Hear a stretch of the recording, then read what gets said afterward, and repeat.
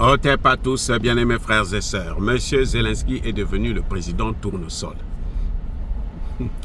Il dit quelque chose aujourd'hui, demain il change, après-demain il change. Monsieur Zelensky semble ne pas vouloir la paix en fait. Il complique la situation, il complique la culotte. Maintenant, il ne veut plus. Il pose des conditions pour toute négociation pour un cessez-le-feu. Il veut lui imposer sa volonté alors qu'il n'a pas les cartes avec lui. Comme disait Donald Trump, c'est pas toi qui as les cartes en main, c'est moi et la Russie, c'est nous qui avions les cartes en main. Parce que la Russie aurait pu t'écraser en une semaine. C'est parce que moi, je t'ai donné les moyens pour pouvoir résister, que tu es en train de résister. Alors, arrête maintenant de résister, on va vers la paix. Zelensky dit, lui, il ne veut pas du tout entendre parler de la réduction de la taille de son armée. Au contraire, son armée doit être encore plus grande. Il veut une armée 3 fois plus grande. Les amis, il veut une armée 3 fois plus grande. Et il veut une armée modernisée, c'est-à-dire une armée qui est capable de faire la guerre contre la Russie à tout moment. Mais quand Zelensky parle comme ça, moi je me pose souvent la question de savoir, mais est-ce qu'il a au moins les moyens de faire ça? Il va faire ça comment? On est en train de l'écraser là. Mais ça dit que les gens du pouvoir, ils sont sans pitié. Tout ça, c'est parce qu'il ne veut pas qu'on organise des élections, il veut rester au pouvoir. Mes amis. Zelensky soulève le problème de souveraineté. Il dit, il est hors de question que les territoires que la Russie a conquis là, que je puisse lui laisser avec ça. Moi, je veux ces territoires-là. Je veux la Crimée. Mais moi, quand je regarde très bien avec un peu de jugeote, on se rend compte qu'en fait, Zelensky est en train de réagir par rapport aux Occidentaux. Vous savez, les Occidentaux passent leur temps à mettre des bâtons dans les roues dans ce processus de paix. Comme je vous ai déjà dit dans une précédente vidéo, que leur objectif, c'est faire en sorte qu'ils puissent s'asseoir à la table de négociation. Parce que quand tu n'es pas à la table de négociation, ça veut dire quoi? Ça veut dire que c'est toi qui vas être sur la table à manger. Donc c'est toi qu'on va manger, comme disait un homme politique russe. Les Européens et Zelensky ne sont pas à la table de négociation parce que c'est eux qu'on va dévorer. Ils vont être mangés par la Russie et les États-Unis. C'est pour ça qu'on ne les appelle pas à la table de négociation. Parce que ça concerne quand même l'Europe, les Européens ne sont pas là. Mais ça veut dire que eux, ce sont eux le plat. Oui. Donc Zelensky ne veut pas du tout qu'il y ait des élections, qu'il y ait la paix. Parce qu'il pose encore des conditions plus compliquées, plus complexes, qui vont retarder le processus de paix. Les Américains n'ont pas attendu longtemps pour pouvoir intervenir. Parce que le gouvernement américain vient d'annoncer qu'il ne sera pas représenté le 11 avril prochain lors de la table ronde de l'OTAN pour le soutien à l'Ukraine.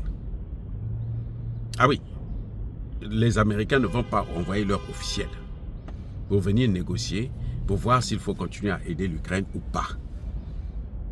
Le secrétaire d'État à la Défense ne fera pas le déplacement. Ce sera l'OTAN sans les États-Unis. Donc les Européens doivent se préparer pour, comment dirais-je, sortir le portefeuille. Parce que c'est à eux de financer, c'est eux qui veulent la guerre, c'est à eux donc de mettre les moyens pour que cette guerre puisse continuer. Les Américains, eux, ils n'en veulent plus. Jusque-là, ils n'ont pas encore eu un accord avec Zelensky sur les matières premières.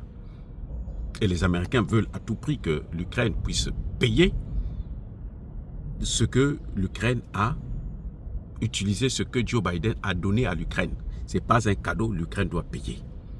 Je vous ai dit que les Européens, eux aussi, veulent la part du gâteau. Ils veulent manger aussi une partie de l'Ukraine. Alors qu'eux-mêmes, ils sont sur la table à manger avec les taxes que Donald Trump vient d'imposer, qui sont en train de faire déjà grand bruit et qui vont, à coup sûr, détruire, ravager encore plus les économies européennes. Voilà la situation. Je ne sais pas pourquoi Zelensky pense ainsi, pourquoi Zelensky retarde le processus de paix. En tout cas, il ne veut pas la paix, il veut plutôt la guerre. Il veut une armée qui pourra combattre encore, qui pourra continuer à faire la guerre, qui pourra résister. Avec quels moyens? C'est ça la vraie question. Les Européens ont-ils les moyens pour l'aider à pouvoir faire cette guerre? Je ne pense pas. Sinon, il l'aurait fait. Même les États-Unis. Donald Trump n'a rien fait d'autre que d'être réaliste parce que Donald Trump a compris que c'est une guerre que nous avons perdue et que par conséquent, nous devrons donc, comment dirais-je, faire en sorte que on puisse gagner quelque chose à la fin de cette guerre. Voilà, c'est tout. Ce sont les Européens, en fait, à mon avis, qui sont en train de tirer les ficelles, qui continuent à manipuler Zelensky, comme d'habitude. Et lui aussi, il tombe dans le feu. Il a aussi un intérêt, c'est que ça, plus la guerre va durer, plus ça lui permet de rester au pouvoir. Hein, et puis continuer à s'enrichir. Parce qu'après la guerre, il faut aller aux élections. Et s'il y a élection, ce n'est pas sûr qu'il peut la gagner. Il va à coup sûr la perdre. Et à ce moment, Trump a dit qu'il n'avait que 4% comment on appelle, de pourcentage des gens qui pourraient éventuellement voter pour lui, des gens qui continuent à croire en lui.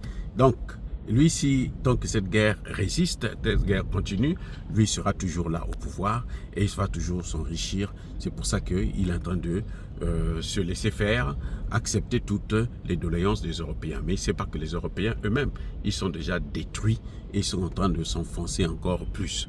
L'Europe est en déclin, l'Europe n'est plus ce qu'elle était avant, l'Europe est finie, l'Europe est perdue. Les amis, soyez bénis, abondamment bénis par le Dieu des Kémites et par nos ancêtres angelisés. Mais que tous ceux qui persécutent le continent africain le pillent et le déstabilisent, qu'ils soient noirs, blancs, chinois, arabes, juifs, indiens, ou qu'ils soient punis, maudits, foudroyés, neutralisés, écrasés, effacés par le Dieu des Kémites et par nos ancêtres angélisés. Vive l'Afrique éternelle, j'ai dit et j'assume.